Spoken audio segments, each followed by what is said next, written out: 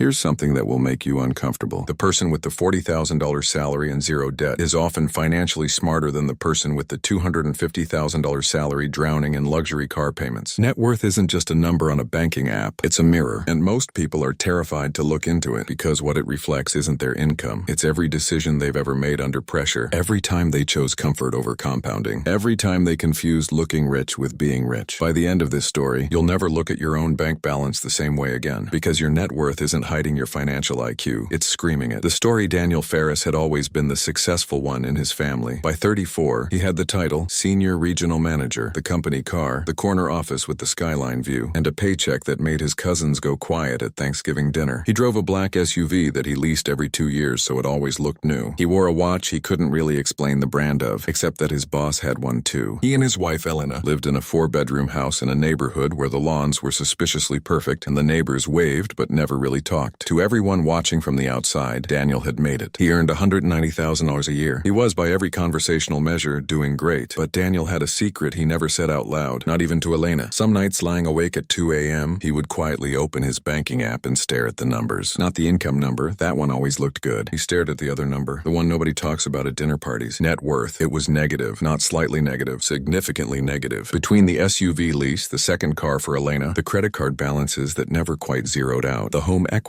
loan they'd taken for the kitchen renovation, and the just this once vacation to Cancun they'd put on a card 2 years ago and never fully paid off. Daniel Ferris, the man everyone admired, was worth less than nothing. He earned almost $200,000 a year, and he was poorer than his own mother, who had worked as a school cafeteria assistant her whole life. That same year, 3 states away, a man named Marcus Webb turned 41. Marcus worked as a maintenance technician at a manufacturing plant. He made $58,000 a year, less than a third of what Daniel made. He drove a 2009 Honda Civic with 190,000 miles on it, the kind of car that made his co-workers tease him gently in the break room. He wore a $10 digital watch. He and his wife Priya rented a modest 2-bedroom apartment, even though they could technically afford something bigger. Nobody at any holiday dinner had ever called Marcus successful. Nobody asked him for stock tips. He didn't have a corner office. He didn't have a title that impressed strangers at parties, but Marcus had a number too. His net worth, after 15 years of unglamorous, boring consistency, was $412,000. He had no debt except a small remaining balance on the Civic, which he was paying off early on purpose. He'd been maxing out his 401k match since he was 26. He had a brokerage account he added to automatically every single payday, rain or shine, raise or no raise. He'd never made a dramatic financial decision in his life. He had simply quietly refused to spend money he didn't have on things he didn't need, to impress people he didn't even like. Marcus made a third of Daniel's income. Marcus was worth, conservatively, $500,000 more than Daniel was. This is the part of the story most people don't want to hear, because it implicates almost everyone watching it. Net worth is not a measurement of how much money passes through your hands. It's a measurement of how much of it you were disciplined enough to keep. Income is loud. It's the number on your offer letter, the number you say out loud at dinner parties, the number that determines which neighborhood people assume you live in. Income is performance. It's the show. Net worth is quiet. It's the backstage. It's what's actually true when the curtain closes and nobody's clapping. And the gap between those two, numbers, between the loud performance of income and the quiet truth of net worth, is one of the most accurate measurements of financial intelligence that exists, because here's what almost nobody tells you. Earning money and keeping money are two completely different skills, and society only ever teaches you the first one. Schools teach you to get a job. Companies teach you to climb a ladder. Society teaches you that the watch, the car, the house, the vacation photos are the scoreboard. Nobody sits you down and explains that every single one of those purchases, made with borrowed or stretched money, is actually a withdrawal from your future self's bank account. Nobody tells 18-year-old you that the version of you at 50 either thanks you or resents you, depending on what you do between now and then with the boring, unglamorous habit of not spending everything you make. Daniel's unraveling didn't happen all at once. It happened the way most financial unravelings happen, quietly, then suddenly. It started with a performance review that didn't go the way he expected. His company was restructuring. Daniel's title sounded important, but his role, it turned out, was replaceable. They offered him a severance package, 12 weeks pay, and a polite, well-rehearsed explanation about streamlining regional operations. For the first time in his adult life, Daniel had to actually look at his number, not the income number, the real one. He sat at the kitchen table with Elena, both of them staring at a laptop screen showing the SUV lease, still 18 months left, the credit cards, almost $34,000 combined, the home equity loan, the second car payment, and a savings account with $200 in it. 12 weeks of severance against that math wasn't a cushion. It was barely a pause button. How did we get here? Elena asked, not angry, just quiet, genuinely asking. And Daniel didn't have a good answer because the truth was almost too embarrassing to say out loud. They got there one reasonable-sounding pounding decision at a time. The SUV had felt necessary. He needed to look the part for client meetings. The renovation had felt necessary. The kitchen was outdated and Elena deserved better after years of living in apartments. The vacation had felt necessary. They'd been working so hard, didn't they deserve a break? Each individual decision had a story that made sense in the moment. It was only when you stacked all those stories together that you saw the truth. Daniel hadn't been building wealth. He'd been renting the appearance of wealth, one monthly payment at a time, and the bill for that performance had finally come due at the worst possible moment. Meanwhile, Marcus's life that same year looked almost suspiciously uneventful. The plant had layoffs too, a smaller round but real. Marcus wasn't cut, but two of his co-workers were, men who made more than he did, who'd always seemed more secure because their paychecks were bigger. One of those men, a guy named Tony who'd worked the line for 9 years, came up to Marcus a week later, visibly shaken, and asked quietly if Marcus could help him understand this whole index fund thing, because Tony had just realized, at 43, with 2 kids and a layoff notice in his hand, that he had less than $3,000 to his name, despite a decade of steady paychecks. Marcus didn't say, "I told you so," because he'd never told anyone anything. He'd just quietly done the unglamorous work of automating his savings, ignoring the new truck commercials, driving the same boring Civic everyone joked about, and letting compound interest do 15 years of silent, invisible labor in the background of an otherwise unremarkable life. That's the part of financial intelligence nobody puts in a highlight reel, because boring doesn't trend. Nobody films themselves not upgrading their car. Nobody posts a story about transferring $200 into an index fund on a Tuesday and then going to bed. The entire financial influencer economy is built on the loud stuff. The Lambo, the watch, the "I made 6 figures by 25" thumbnail. Because restraint doesn't generate views, but restraint generates net worth. Every single time. There's a concept financial psychologists call lifestyle creep, and it explains almost everything about why high earners like Daniel can be functionally poorer than modest earners like Marcus. As income rises, spending quietly rises with it, not because of one big decision, but because of dozens of small ones that each feel proportionate to the new paycheck. A raise doesn't feel like an opportunity to save more. It feels like permission to upgrade: the car, the neighborhood, the vacations, the watch. Each upgrade resets what normal feels like, so the next upgrade always feels just as reasonable as the last one did. The result is a treadmill. Income goes up, spending goes up to match it, and net worth, and the actual real, would survive a layoff number, stays exactly where it was, or worse, goes backward, because now there's debt servicing the lifestyle that the income was supposed to fund outright. This is why net worth reveals financial IQ in a way income simply cannot. Income tells you what someone is capable of earning. Net worth tells you what someone is capable of resisting. And resisting, saying no to the upgrade, the lease, the impulsive renovation, the vacation charge to a card you're still paying off from last year's vacation, is a skill almost nobody is taught and almost everybody needs. Daniel did eventually recover, but it took 2 brutal years. He sold the SUV at a loss to get out of the lease. He and Elena moved to a smaller house. He took a job with a lower title and a lower salary, but for the first time he actually looked at where every dollar went, instead of assuming the income would absorb the mistakes the way it always used to. It was humbling in a way that title and SUV had never prepared him for. The hardest part, he told a friend later, wasn't the financial restructuring. It was the identity restructuring, realizing that the version of himself he'd spent a decade building, the successful guy with the nice things, had been a costume, not a foundation. The real foundation, the boring, patient, automated kind that Marcus had been quietly building the entire time, was the thing Daniel had never even been taught to want. Marcus, for his part, never became a millionaire overnight, never had a dramatic story arc, never got featured anywhere. He just kept doing the same unremarkable thing for another decade, living below his means, automating his investments, ignoring the noise. By the time he was 51, his net worth had crossed 7 figures on a salary that, even then, never broke 6 figures. So here's the question this story leaves you with, the one you should actually sit with instead of scrolling past. If your income disappeared tomorrow, not your job title, not your reputation, just the paycheck, what would be left? Would there be a number that survives you, that protects you, that quietly proves you understood the game the whole time? Or would there be a costume? Nice cars, nice watches, nice vacation, sitting on top of nothing. Your net worth isn't asking how much you make, it's asking how well you understood what money actually is, and whether you've been listening. That's the only financial IQ test that ever really mattered.